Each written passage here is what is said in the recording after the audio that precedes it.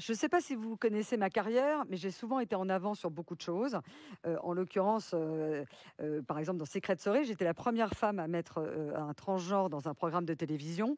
J'ai toujours été dans le soit en avant, soit au cœur de la société. Et c'est en totale adéquation avec Miss France, qui elle-même a toujours fait changer son règlement. Alors moi, il s'avère que j'ai repris la société il y a un an, donc j'ai surtout observé avant de vouloir changer des choses, et c'est Je des précise juste évolutions. pour ceux qui nous écoutent et qui ne le sauraient pas, le concours est désormais ouvert aux femmes de plus de 18 ans sans limite d'âge, des femmes y compris mariées, avec ou sans enfants.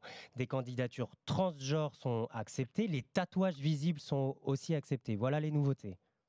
Oui, en sachant que, alors en l'occurrence sur les transgenres, on ne peut pas, le règlement ne l'interdisait pas précédemment, donc ça a toujours existé. Donc, on ne sait pas, au moment où je vous parle, s'il y a déjà eu des femmes transgenres. Et même, enfin, je trouve que c'est un peu pointer du doigt quelque chose que nous, on n'a pas envie, sur lequel on n'a pas envie de pointer le doigt. Ce qui est important, c'est que c'est 30 femmes qui vont concourir, chacune avec ses spécificités, avec ses singularités. Et je ne veux pas pointer du doigt quiconque. Alors, on ne va pas, c'est pas le rôle de la société Miss France que d'aller voir dans les culottes des jeunes femmes, dans la mesure où elles répondent aux critères qui sont d'être civilement une femme. Pour vous, c'est même pas un sujet, quoi. C'est-à-dire Ça que n'est s'il pas un y a sujet, eu ça ne doit pas le devenir, et je trouve ça très irrespectueux par rapport à ces femmes qui ont pris le choix justement de devenir femmes et qui, quelquefois, restent extrêmement discrètes là-dessus, et dans un sens de l'équité, c'est-à-dire c'est comme si on mettait un projecteur sur ces femmes-là. Il n'y a pas de raison, nous sommes dans un concours, tout le monde doit respecter une équité, et je ne trouve pas ça bien de le faire. Mais ce ne serait pas un symbole, justement, d'être avant-gardiste, comme vous le soutenez, Alexia Laroche-Joubert, Bah, d'avoir une Miss transgenre élue soit ce soir, soit dans les prochaines années?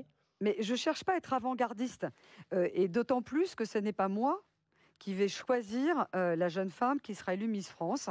Et c'est ça qui est merveilleux dans ce concours, c'est que le public choisit avec des membres du jury qui sont indépendants, et c'est leur vision de ce que représente la beauté, l'élégance et l'éloquence, parce que c'est un point très important qui a été intégré dans les critères de sélection des Miss.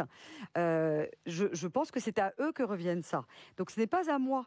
Moi, ce que je fais, c'est de rendre possible la participation du maximum de femmes. Après, comme vous le savez, il y a une première sélection qui intervient au niveau local, puis régional, et après national.